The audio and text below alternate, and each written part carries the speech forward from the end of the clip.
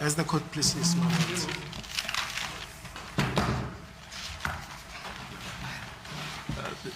As a court, please, my colleague has just raised a point, I'm sorry, Mr. Msipule, that it is not procedural, that the other counsel should re-examine this witness. It's only his counsel who can re-examine him. But they can't cross-examine. Well, they did. They did. Did they cross-examine? Yes, they Did you did. cross-examine? Yes, my lord. I wasn't aware. I'd forgotten. Yes. You did cross-examine. I did cross-examine. Now you want to re-examine. My lord, perhaps. No. This count is very fair. If you want to re-examine, do so. No problem.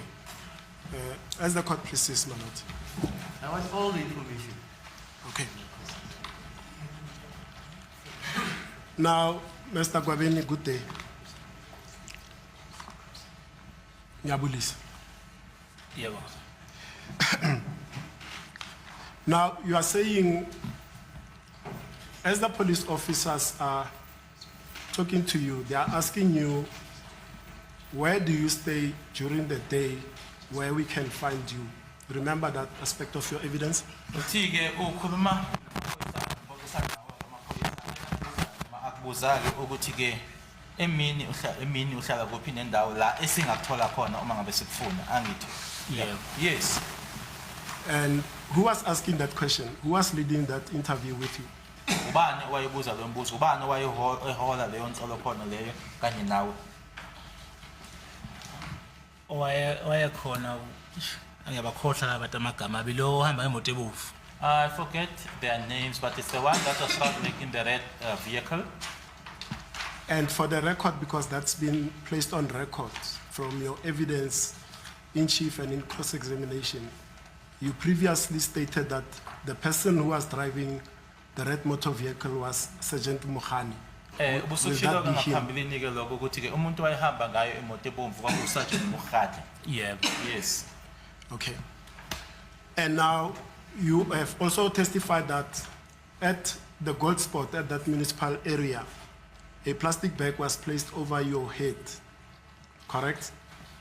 Ubusushilo ukuthi lapha eGold Spot kuleya ndawo kamasipala kunoplastiki ofakwe ekhanda. Yebo. Yes. How many times was the plastic bag placed over your head, if you recall? Uma kuwukuthi uyakhumbula uplastic lona wafakwa amahlandla mangaki kuwena ekhanda? Amabili. Twice. And you have also testified that water was poured all over you. Who poured water over you? Shilo-ke nokuthi wathelwa-ke nangamanzi, ubani wakuthela ngamanzi? Angibona ngase ngifeyitile bengithela ngamanzi. I couldn't see, or I didn't see, I had already fainted when I was poured with water. Now you were asked by my learned colleague, Advocate Baloyi, as to why you did not lay criminal charges against the police officers who perpetrated assault on you. And you stated that you could not because the police officers told you that they are the ones that are arresting criminals and that they would not be arrested. Wasubuzwa-ke uyena umshushisi ukuthi kwakungani ungayobophisa-ke labo abenza lokho kuwena. Waphendula-ke wathi akutshela-ke amaphoyisa ukuthi bona-ke ababoshwa yibona ababophayo. Yebo. Yes. Who of the arresting officers that you can recall said those words? Ubani osakhumbulayo owasho lawo mazwi kumaphoyisa lawo aye lapho? Ubuthelezi. Buthelezi. Now you have also testified that upon your release on the 24th of June 2024, you then attended upon a doctor's room for examination. Recall that? On the 24th of June 2020. You? He attended up, so 25, so sorry, I'm being corrected, sorry about that. You were released on the 25th of June 2020, and then after that, you attended upon a doctor's room for examination. Recall that? Wadedelwa-ke kuyi-25 zika-June 2020. Wethola ubufakazi-ke ukuthi-ke emuva kwalokho-ke wahamba wayibona udokotela. Yebo. Yes. And that doctor, to this day, is he still alive? Udokotela loyo engabe usaphila ke? ukhona. Yes, he's available. Or the doctor is available.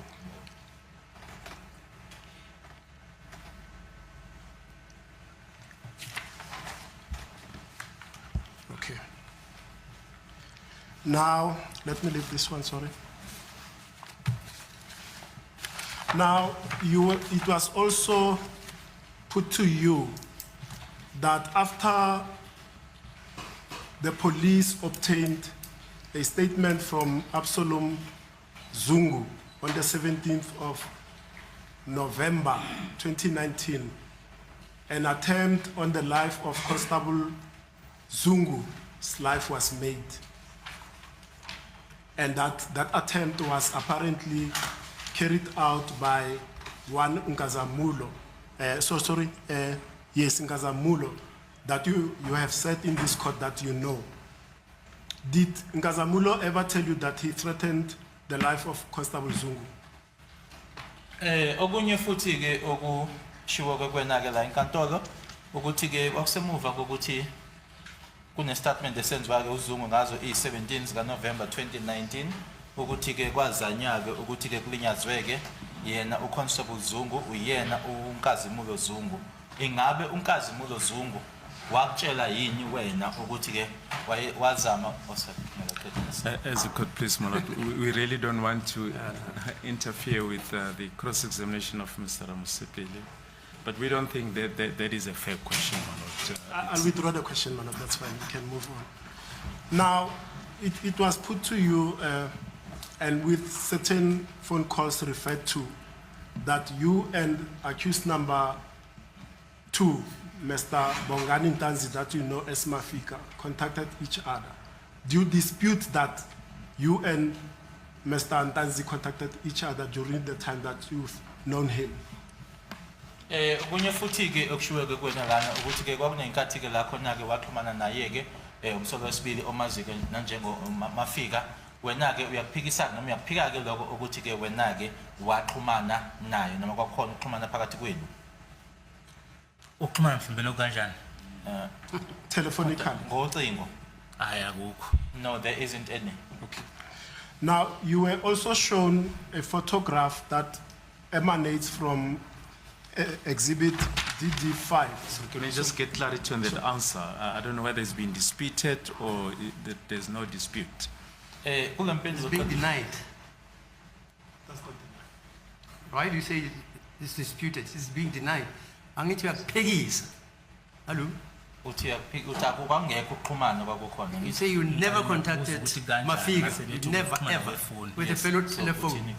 Hayi ukuthi angibengaxhumani naye total. Not to say there was never any contact with him. Hence I asked, inquired how, communication how. Now, Nyalalela Mfwit, we never asked that. Let me tell you, Mr. Ramusipili asks you, is it correct with you had contact with Mafika? And then you say, how? Then Mr. Ramusipili says, telephonically. Then you say, never. Didn't you say that? Angithi uthi akukho ma esekutshela ke ukuthi ke njengoba wena ubuza ukuthi kanjani wase uMr Ramusipili ethi ngocingo wathi wena cha akukho bengisho ukuthi mhlawumbe mabethi melana necala lithi ngaxhumana noMafika ngalecala ngocingo.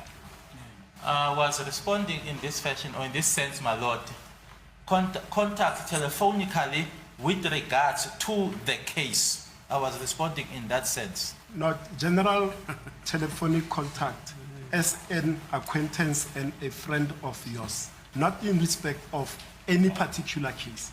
Hayi besifonelana makuthiwa ngoba amaholiday. No, we used to contact each other during holidays.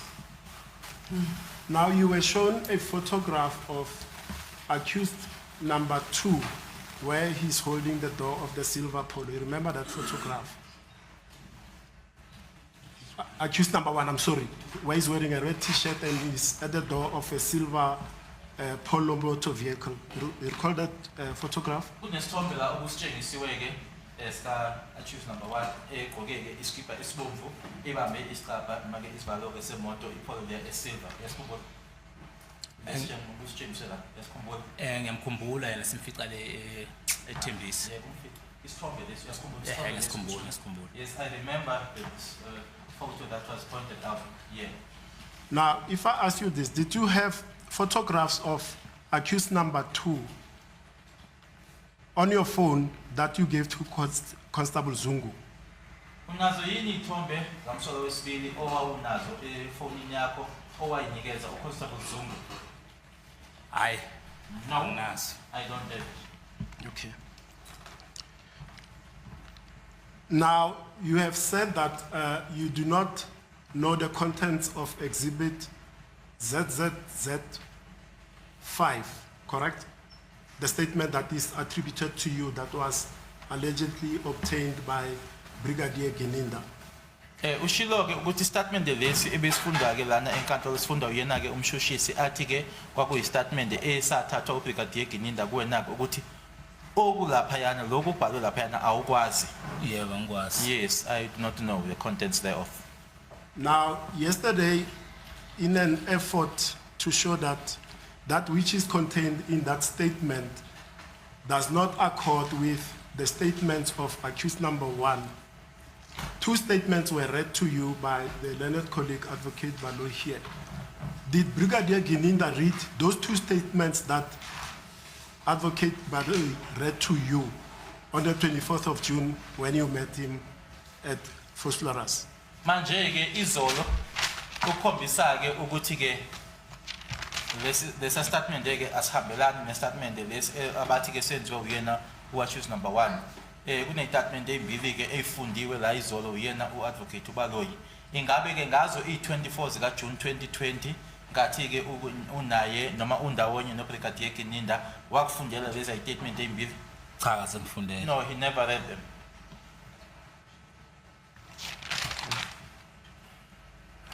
Now, Mr. Mnisi has touched on the signatures. I'm not going to belabor that, but you were shown signatures on exhibits ZZZ5 and ZZZ6, and you were asked for comment, and your comment was that the 2 signatures almost look the same. Recall that? Ubuziwe ke advocate Mnisi ukhulumile ke ngaloko wasubuzwa ke kuna namhlanje ke la ekseni kunephepha leli belibekiwe lana ke kanye naso statement wabe usuthi ke wena ke acishe ukufana lama signature. Yes. Do you know perhaps who made or appended those signatures on those 2 documents? Ingabe uyazi yini ukuthi ubani wasayinda kulama documents amabili? Hayi, angazi. No, I don't know. And ordinarily, in the course of your personal or official business, do you sign in the form or manner shown in those 2 exhibits? Ingabe wena ke usayinda ngalendlela ndlela ke ekusayindwe ngayo la kula maphepha amabili? Hayi, mina ngisayini kanjeyana. No, I don't sign in that manner. As the court pleases, my lord, those were the questions Okay. that I wanted. Thanks. Yes, Mr. My lord, I think it is convenient that you take a long adjournment. A long adjournment. Yes. I'll Why? proceed with No, I see let's it's go on. almost, Let's go on. time for the long adjournment. Hello? I see it's almost time for the Is long that so? adjournment. What's the time now? It's 3 minutes to 1, my lord. Okay, What time fine. is- I utilize the 3 minutes. You utilize what? The 3 minutes. Is that so? Okay, we come back at 2. As a court please. I don't.